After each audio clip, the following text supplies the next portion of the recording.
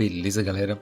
A gente viu que dava para ter muito mais coisa do que a gente imaginava. Por exemplo, dava para ter mais de uma missão ao mesmo tempo, o que hoje, na real, não é tanta novidade. Mas imagina, naquele tempo, pô, um jogo muito limitado, tecnologia limitada, foi capaz de te dar a possibilidade de fazer mais de uma missão, tá ligado? Por exemplo, Red Dead, para quem jogou, tem outros jogos, mas vamos usar o Red Dead como exemplo. Quando você está em uma missão principal, você tem lá no minimapa uma indicação com um tipo de cor. Durante o percurso aparece uma missão secundária com outro tipo de cor, um azul ou um vermelho se for um inimigo. E esse tipo de coisa você vê também que é muito comum em jogos de RPG. Mas a gente está falando de um jogo que é de 97, que tudo era limitado. Play 1 ainda tava no auge aquele tipo de tecnologia. Então, para quem jogou, sabe que quando você tá em uma missão principal, sempre aparece alguma coisa aleatória, mas a missão principal continua ativa, e isso é muito massa. Imagina a cabeça da galera como não ficava, hein? E claro que os controles eram, infelizmente, uma negação, manos. Vocês viram aí na minha bela gameplay no outro vídeo que para conseguir controlar o boneco, né, era praticamente impossível entender, e também era impossível de entender as missões, manos.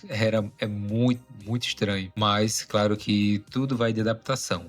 E tem um detalhe, o sistema de missões foi programado de uma forma modular. Cada missão tinha um script independente que podia ser ativado a qualquer momento. Isso permitia que o jogador tivesse múltiplas missões ativas, mesmo com aquela tecnologia sendo tão travada. Outra coisa interessante é sobre a dificuldade, mas a gente pode falar sobre isso em um short. Então, basicamente, eu sou um criminoso genérico, tenho que roubar carros, atirar nas pessoas, fugir da polícia. Isso era considerado polêmico, e comparado com o que a gente vê hoje nos jogos ou no próprio GTA, isso aqui parece inocente, sei lá, mas e a história do jogo? O jogo não tem uma história, é só mate, roube e fuja. Tipo, onde é que tá o enredo? Os personagens? Então, manos, pelo que eu vi, o GTA 1 não tinha uma narrativa como os jogos que a gente conhece, tipo San Andreas. Basicamente, a gente tem que fazer trabalhos sujos de chefe de um crime organizado para conseguir grana e subir na hierarquia. Também não sei a origem exata sobre cada personagem. Provavelmente eles já eram criminosos. A gente pode escolher entre 8 personagens, embora no início da gameplay seja sempre a mesma coisa, a mesma skin. Mas a gente explora as cidades de Liberty City, San Andreas, Vice City, embora você não veja diferença nenhuma, praticamente tudo parece igual, apesar do mundo ser aberto. E cada personagem muda um pouco as missões, então você vai iniciar de uma maneira A. Quando você começa com outro personagem, você vai perceber que a missão ela muda um pouco. Então, manos, tava pensando em trazer gameplay do GTA 2 no próximo vídeo. O que vocês acham? Bora pro próximo jogo, ou você gostaria de ver mais alguma coisa desse primeiro GTA? Conta aqui pra mim. Controvérsia, vendas e recepção. Como é que foi as vendas do primeiro GTA? As primeiras impressões sobre esse jogo. Então, mano, tentei encontrar algumas imagens de jornais, manchetes e outras coisas que geraram polêmica naquela época sobre o GTA 1 e também sobre outros jogos violentos dos anos 90, como por exemplo Mortal Kombat, Doom, Quake e vários outros. Mas infelizmente não achei. Aparece apenas coisas relacionadas à atualidade, crimes, violência contra mulheres e etc, etc. Mas naquele tempo explodiu essa questão dos jogos também. Nada diferente de hoje em dia, não é? Polêmicas, lacração, mimimi, mas só que hoje tem muito mais firula. Vibe do raiva aí. 9h30 da noite, essa rua do caralho não para, essa zoada de moto do cacete. Porra!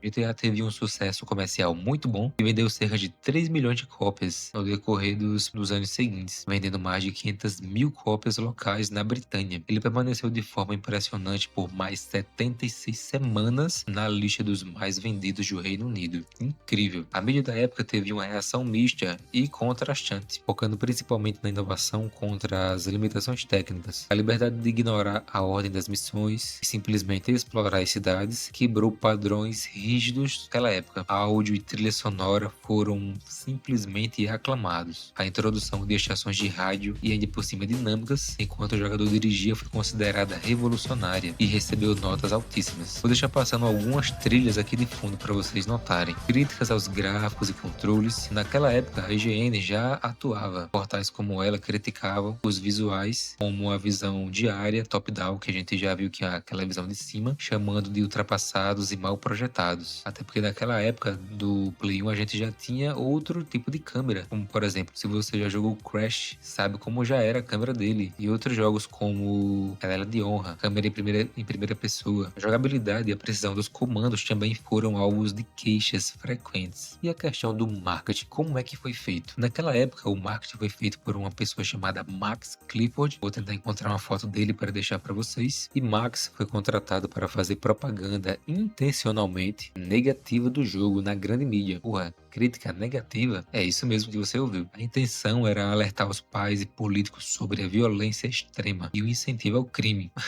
O cara era maluco, mano. A tentativa de censura por parte dos governos e autoridades fez com que o público jovem ficasse ainda mais interessado pelo jogo. O forte boca a boca também sustentou o ritmo de vendas do jogo por meses em diante. E mesmo em um ambiente politicamente incorreto, era o futuro dos videogames, pavimentando a estrada para o nascimento de uma das maiores franquias do mundo. Mano, você pode até não gostar do GTA, mas você tem que reconhecer que o jogo é grandioso. E no Brasil nem se fala. Quando o jogo chegou via Piratex, virou febre nas lan houses. Quanto mais o jogo era criticado, mais os jogadores queriam jogar. Era um efeito fruto proibido, tá ligado? Sou 100% homem! O jogo vendeu mais justamente por conta das polêmicas. Ah, e tem um detalhe importante. A DMA Design nunca se desculpa. Eles abraçaram a polêmica. Em entrevistas, os desenvolvedores diziam: ah, é um jogo, é ficção, é humor. Eles tratavam tudo com ironia. E curiosidade. A gente vê que a Rockstar é uma empresa extremamente reclusa. É muito difícil deles fazer qualquer tipo de evento, e muito menos entrevista. Os caras simplesmente não aparecem. E nessa época, de acordo com nossa IA GPT de pesquisa, eles sim davam entrevistas. Meu carro. Aí.